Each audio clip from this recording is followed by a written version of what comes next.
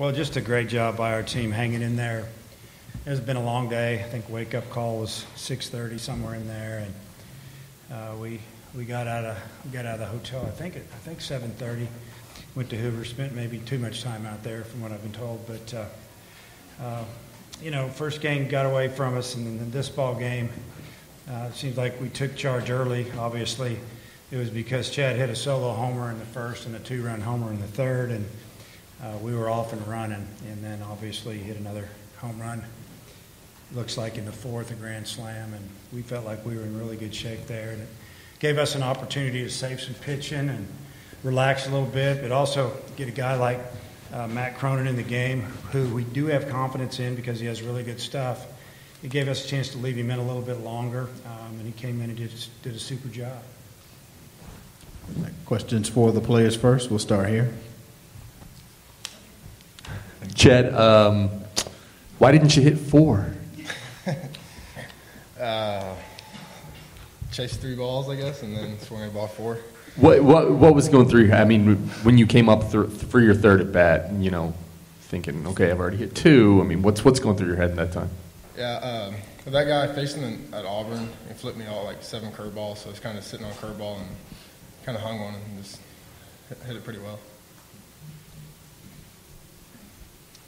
The Auburn coach said you had a fastball, changeup, and a breaking ball for home runs today. But just what was it like to be able to have that kind of performance at the plate in an elimination game where your team really needed you? It's great. I mean, puts great confidence in the team and kind of saved pitching with the 7-inning game. And I mean, they threw great today too. What do you think changed for you between game 1 today and tonight? Like, what was said and what was this mentality going into this game after today's loss? I don't know. We came out in the second game just really wanting to jump on them early and stay on them. First game we got them early, but then kind of just put it in cruise control and didn't perform anymore. But today we kept scoring and scoring.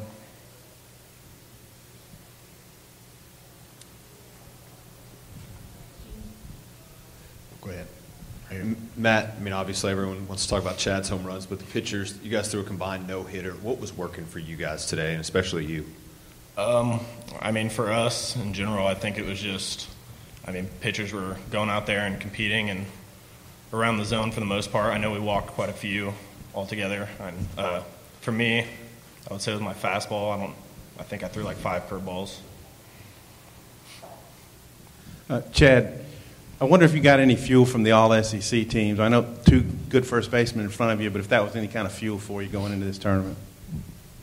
Yeah, I mean, they deserve it, of course, but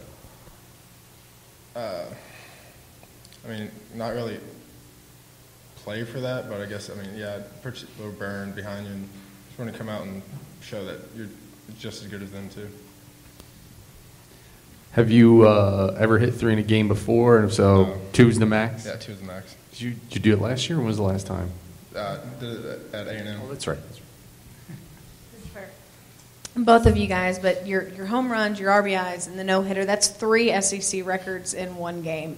Letting that sink in a little bit, just how do you reflect on the performance you guys were able to put together today? I think it's just the pitchers and the hitters kind of feed off each other. It makes it a lot more fun pitching out there when you got 12 runs behind you. Yeah, I agree. We do our part and they go out and they do their part and just keep going at them and just don't let up.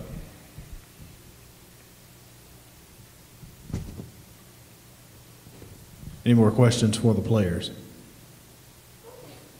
All right, thanks, guys. Appreciate it. You guys can sit down. Thank you. Appreciate it.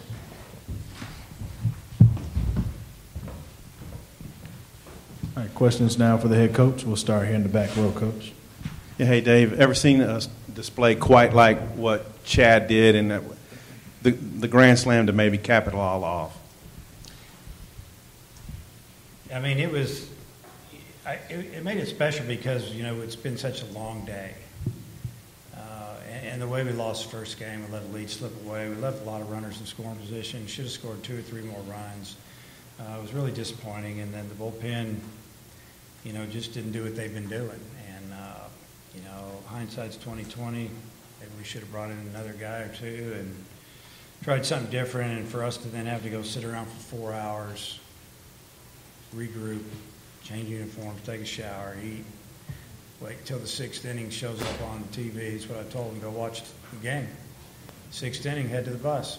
I mean, there wasn't, we didn't know what else to do, and come out and do what we did, just get after them a little bit. And obviously it started with Chad with those 2 swings that gave us a 3-run lead, and like I said, but it also gave us an opportunity to save some pitching. But it was fun to watch from over there. Once the game was in hand, you almost become a fan a little bit, hoping that we can combo that no-hitter up and get out of here in 7 innings and get ready for tomorrow.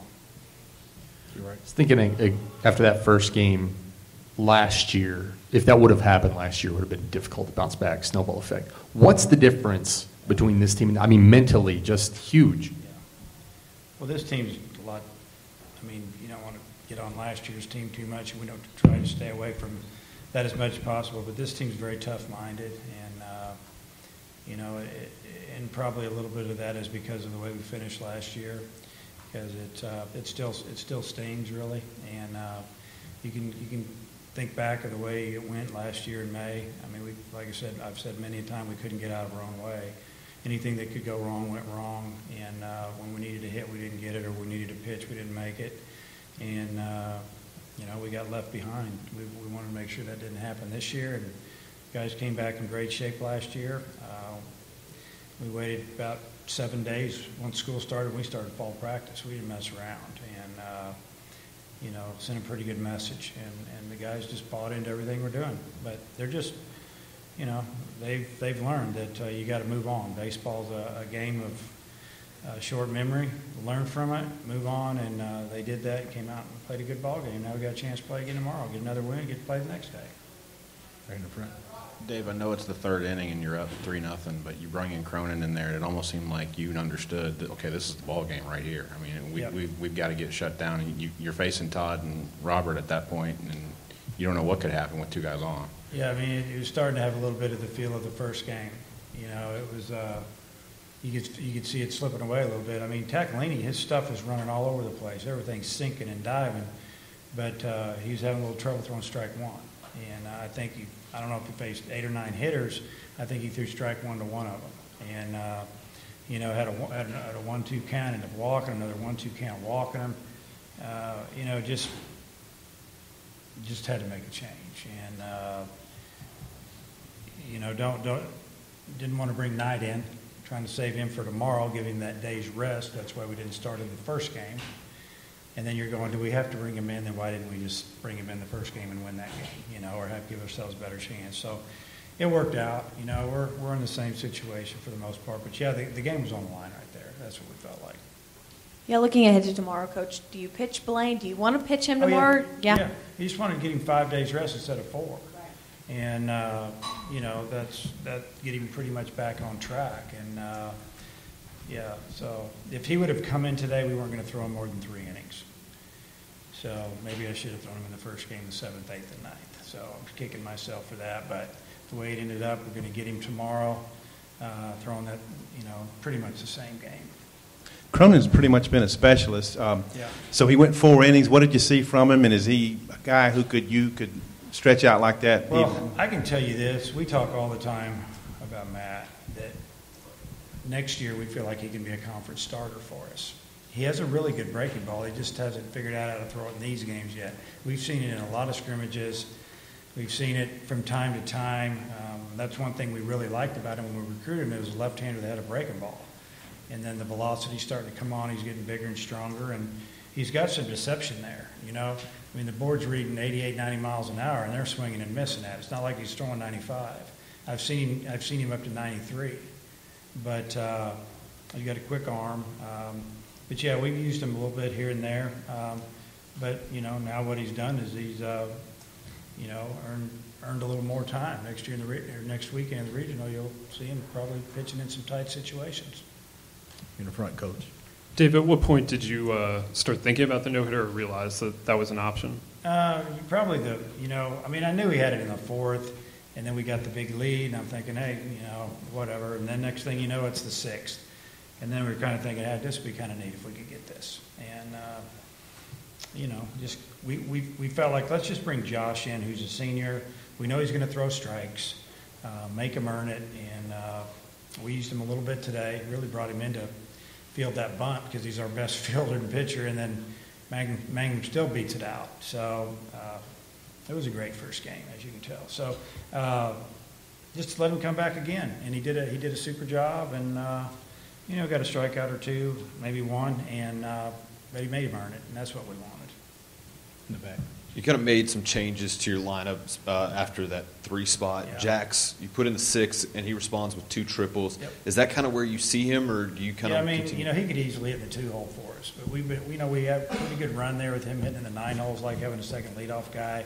Led our team in batting average for the last month and a half. And I've been asked, when you're going to move him up? Well, I told him, a lot of people, I'll move him up next year. He'll hit the 2-hole or 1-hole or whatever. But yeah, I just kind of mixed it up. I feel like Grant was a little bit tired. Now it's second game. He's, not swinging the bat like he normally does. Let's move him down. And, just comboed it up with it. The lineup would be, basically left, right, left, right, left, right all the way through with a switch hitter at the top. And,